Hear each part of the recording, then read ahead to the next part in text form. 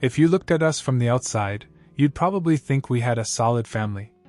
A nice house in a quiet neighborhood. 2 cars in the driveway. Weekend barbecues in the backyard. Christmas lights every December. Family photos on the living room wall that made us look happier than we really were. People saw Lauren smiling beside me and assumed we built all of it together. We hadn't. When I met Lauren, she was raising her little boy Cole by herself. His biological father, Tyler, had already perfected the art of disappearing. He drifted in and out whenever it suited him, showing up with cheap promises and dramatic apologies before disappearing again for months. Cole was only 6 when I came into their lives. I never tried to replace Tyler. That was never my goal. I only wanted to be the man who stayed. After Lauren and I married, I threw myself into building a life for us. I wasn't wealthy, but I worked harder than anyone around me. Long days turned into longer evenings. Overtime became normal. Weekends disappeared. Every paycheck already had a destination before it even reached my account. The mortgage, electricity, water, gas, internet, phone plans, insurance, groceries, school supplies, medical bills, home repairs, birthday presents, Christmas mornings, field trips, sports equipment. If something needed to be paid, I paid it. If something broke, I fixed it. If someone had a problem, I solved it. I never kept score because I believe that's what husbands and fathers were supposed to do. Lauren thanked me often. Cole almost never did. At first I didn't care. He was a child. Children don't understand mortgages or insurance premiums. They don't see the late nights or the exhausted drive home after working 12 hours. They only notice whether dinner is on the table and whether the lights turn on when they flip the switch. I told myself that one day he'd understand. One day he'd realize who had been standing beside him all those years. Tyler certainly wasn't. His visits were as predictable as bad weather. He'd call on a Friday night asking if Cole wanted to spend the weekend with him. He'd show up in a shiny pickup truck he'd somehow managed to finance while claiming he couldn't afford child support. He'd buy Cole expensive sneakers or the newest gaming console. Then he'd disappear again. No school meetings. No doctor's appointments. No utility bills. No grocery shopping. No staying awake worrying about whether there was enough money left after taxes. Just weekends. Just gifts. Just memories carefully designed to make him look like the fun parent. Meanwhile, Monday always arrived. And so did the bills. Those belonged to me. I never complained. Not to Lauren. Not to Cole. Certainly not to Tyler. Because I believed responsibility spoke louder than appearances. Looking back now, I realize I confused silence with strength. Years passed that way. Cole grew into a teenager. His voice got deeper. His opinions became louder. His gratitude became smaller. Whenever people asked about his father, he always talked about Tyler. My dad took me fishing. My dad bought me these shoes. My dad said. I was standing right there almost every time. Invisible. It stung. I'd be lying if I said it didn't. But I kept telling myself that actions mattered more than titles. One day he'd grow up. One day he'd see. That's what I believed. Lauren noticed it too. Sometimes she'd tell Cole to thank me for paying for his school trip or replacing his broken laptop. He'd mumble a quick, thanks, without even looking up from his phone. That was enough for everyone else. It wasn't enough for me. Not because I wanted praise. Because I wanted acknowledgement. There's a difference. I wasn't asking him to call me dad. I wasn't asking him to love me. I just wanted him to recognize that someone had quietly carried the weight of his life for years. Instead, I became part of the furniture. Always there. Always useful. Never appreciated. The strange thing about carrying a family is that nobody notices the weight until you stop lifting. At the time, though, I hadn't stopped. Not yet.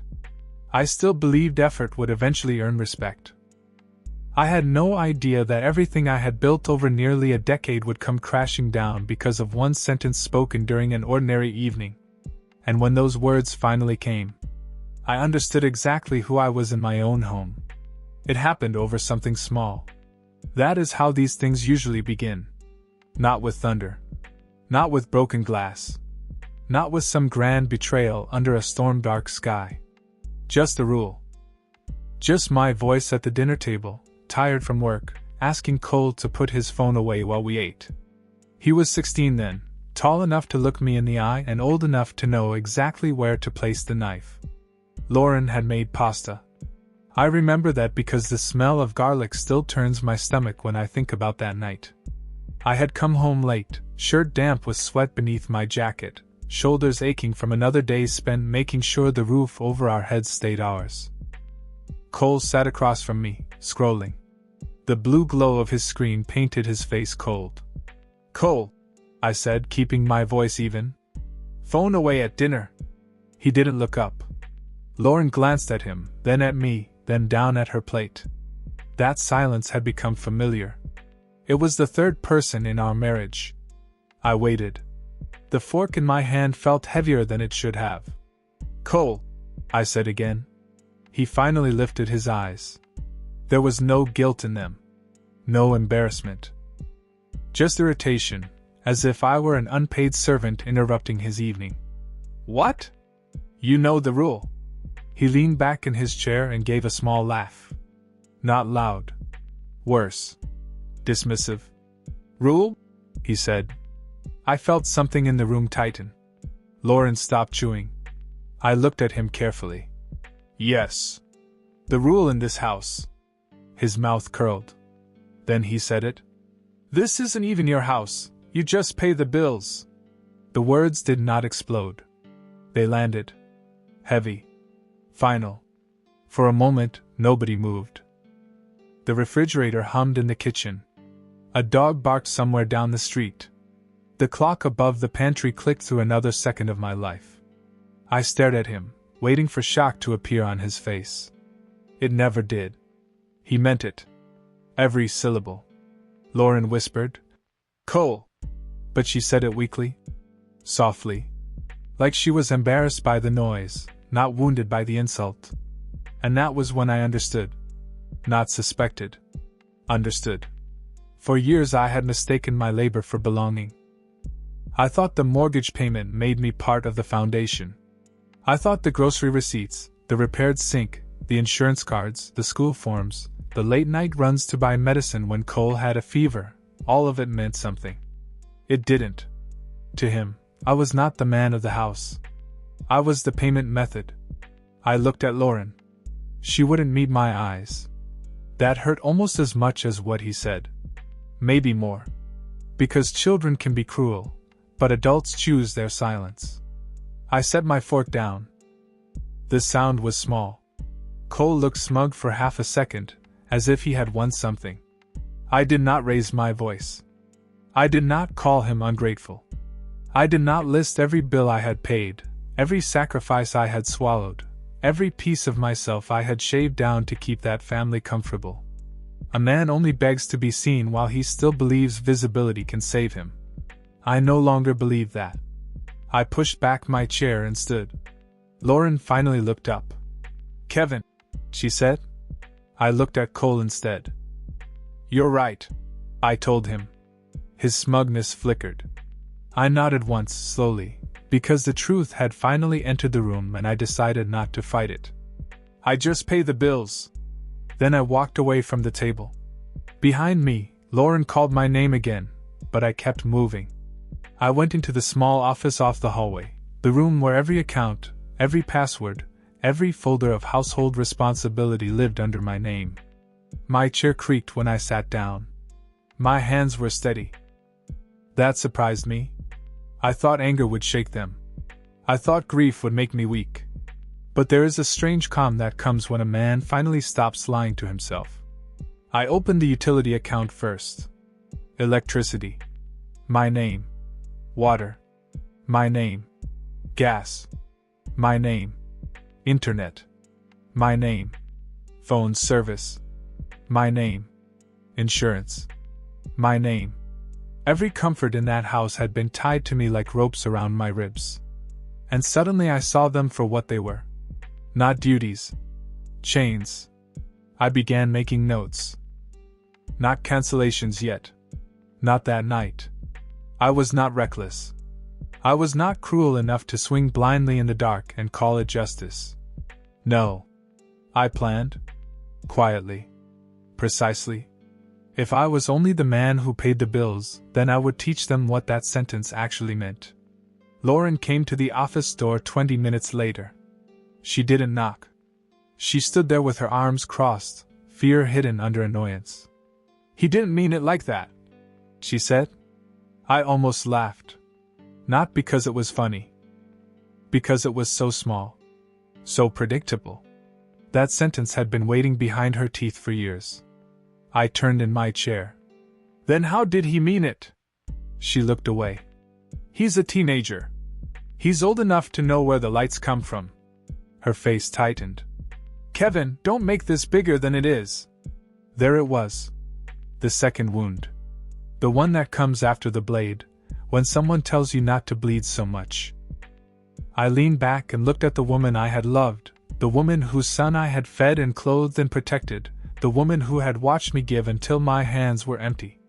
"Bigger than it is?" I asked. She sighed, exhausted by my pain. That was when something inside me closed. Not slammed. Closed. Quietly. Like a door at the end of a long hallway. I said, "Lauren, from now on, Tyler can handle things related to Cole." She blinked. "What does that mean?" "It means exactly what it sounds like." Her voice sharpened. "Kevin." "No," I said. One word. It startled us both. I had said yes for so many years that no sounded almost foreign in my mouth. But it fit. I continued calmer now. His phone, his expenses, his school extras, his rides, his emergencies. Tyler is his father.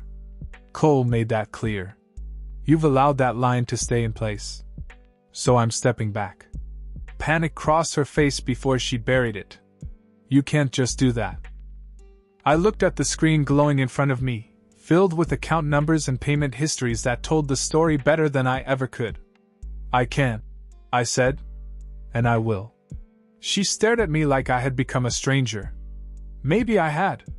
Or maybe the stranger was the man I had been before, the one who kept buying peace with pieces of his dignity. Lauren left without another word. That night I slept in the guest room. Not because she asked me to. Because I could not lie beside someone who had heard her son reduce me to a wallet, and thought my reaction was the problem. In the darkness, I listened to the house breathe. The furnace clicked on. Water moved through pipes. Somewhere down the hall, Cole laughed at something on his phone. Everything still worked. For the moment. But I knew the truth now. The house was not peaceful. It was dependent. And dependence can look a lot like love when the bills are paid on time. By morning, my decision had hardened into bone. I didn't wait weeks. I didn't need another argument. Some decisions don't require time. They require clarity. And for the first time in years, my mind felt perfectly clear. The next morning I drove to work like any other day. I answered emails. Sat through meetings. Signed paperwork. Anyone looking at me would have seen an ordinary man living an ordinary Tuesday. Inside, I was dismantling an entire life. During my lunch break, I began making phone calls. One after another. No anger. No speeches. Just business. The electric company was first. I explained that I wanted my name removed from the account at the end of the current billing cycle. The representative asked if another account holder would be assuming responsibility. Yes, I replied. Then I called the gas company, the water department, the internet provider, our home security service. Every conversation lasted only a few minutes. By the end of lunch, years of automatic responsibility had become a list of scheduled cancellations. I felt lighter. Not happy. Just lighter. After work, I stopped by the cellular store. Cole's phone had been on my family plan since middle school. Unlimited data. Unlimited calls. A phone I had paid for. Insurance I renewed every year. The young employee smiled politely as she pulled up my account. "What can I help you with today?" "I need to remove one line." She asked which number. I gave her Cole's. She typed for a moment before looking back at me. "The line will be disconnected immediately." I nodded. "That's fine." She clicked a few more buttons. "Done." One word.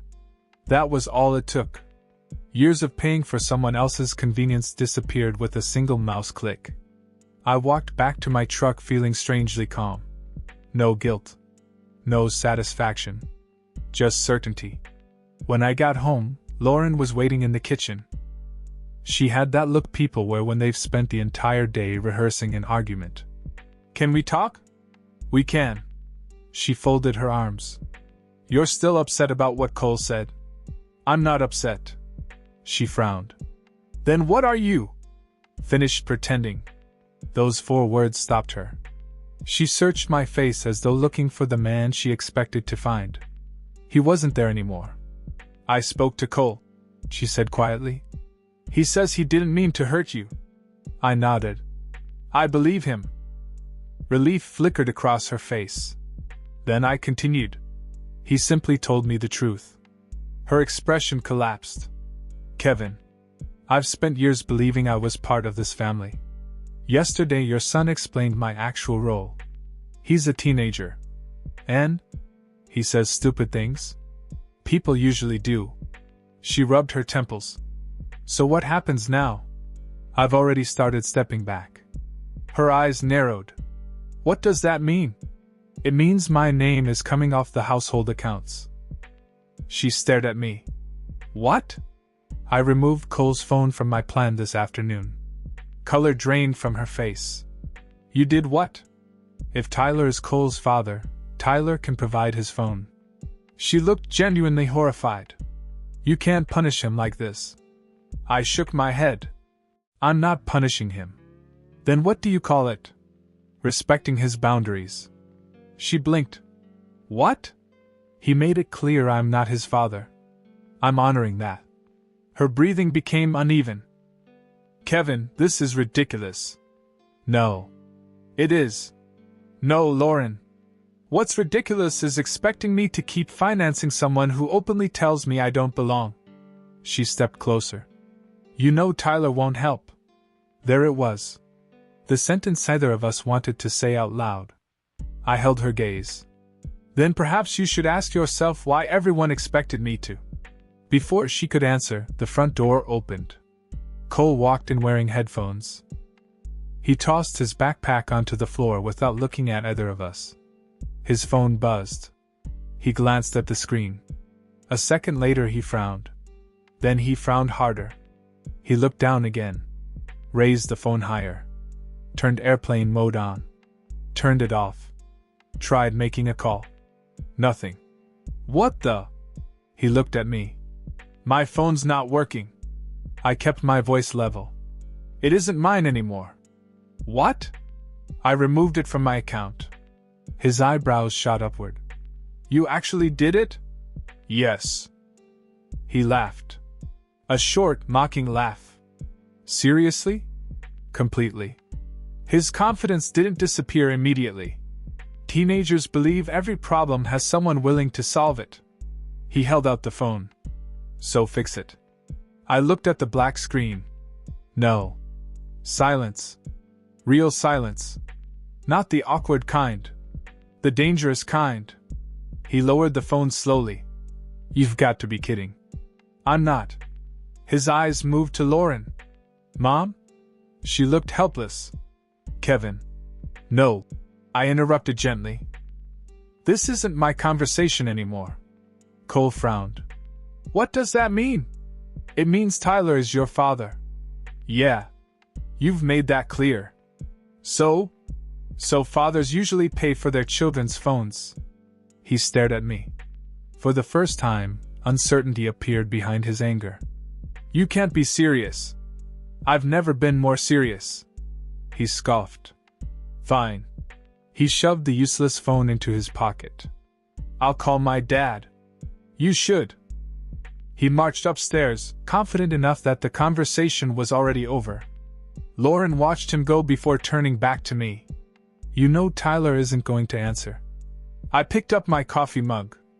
I guess we're about to find out. An hour later Cole came downstairs.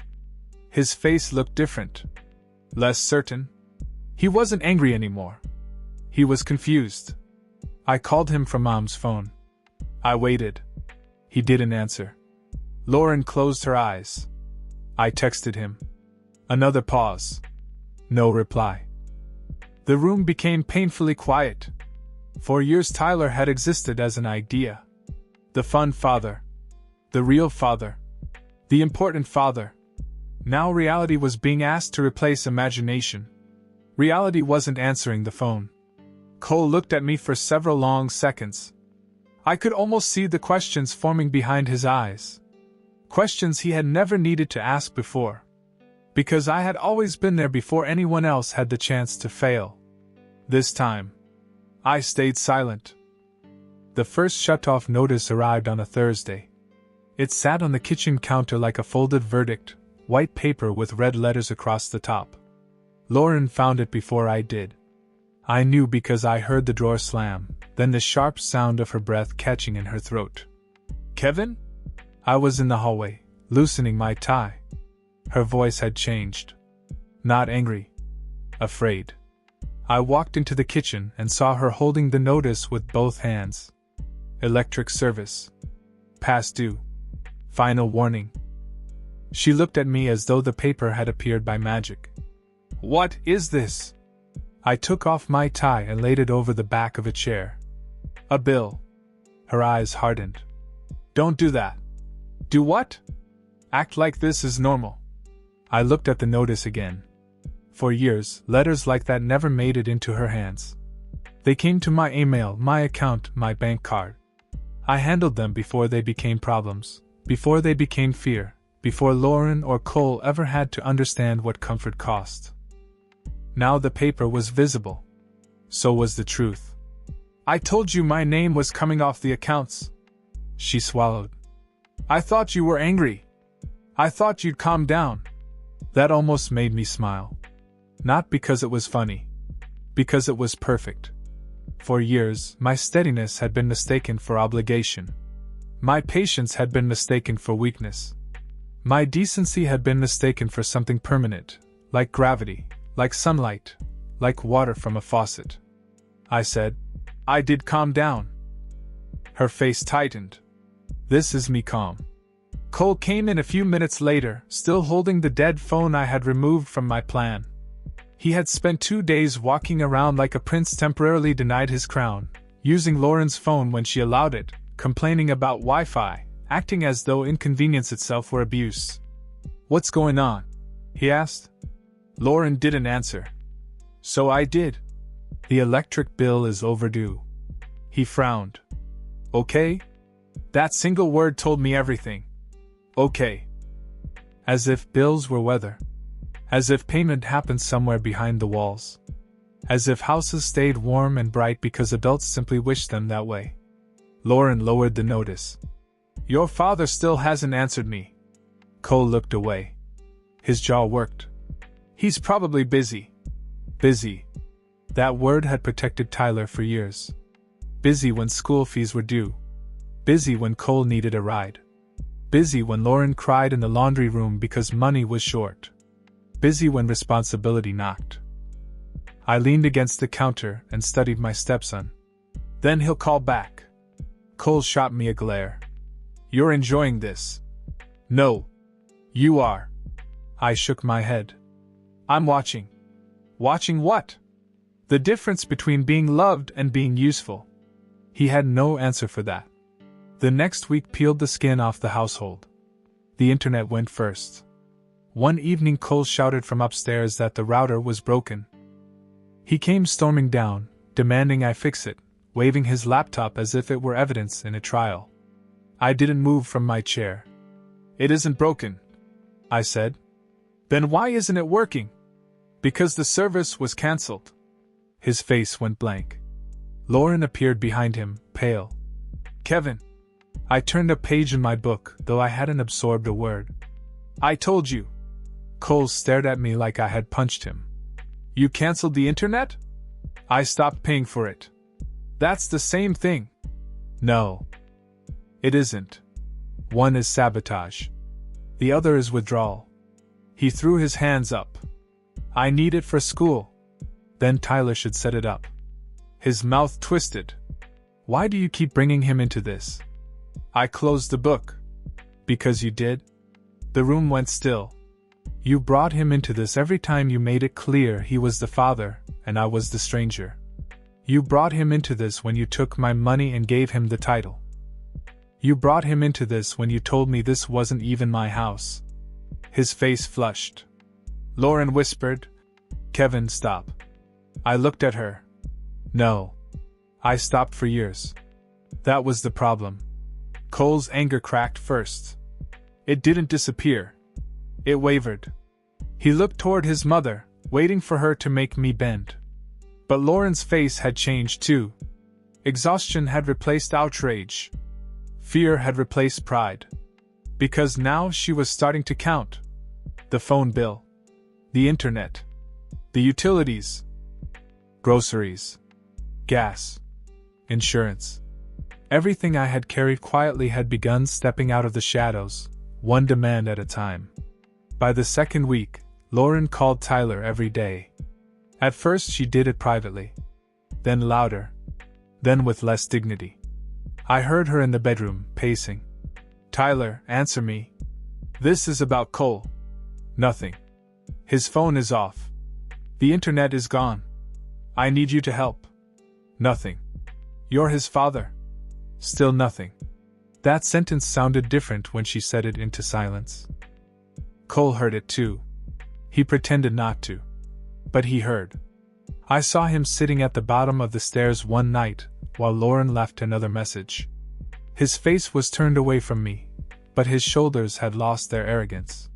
He looked smaller without service, without certainty, without the invisible machinery of my labor keeping his world smooth. The comfortable life began to limp. Lauren started comparing prices at the grocery store. Cole had to ask friends for hotspot access. The house grew tense whenever an envelope arrived. Nobody laughed much. Nobody mocked rules. Nobody said I just paid the bills.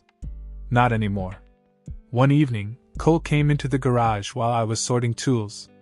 He stood there for a long time before speaking. Did you really pay for all of it? I kept working. Most of it. All the time? Yes. He looked at the concrete floor.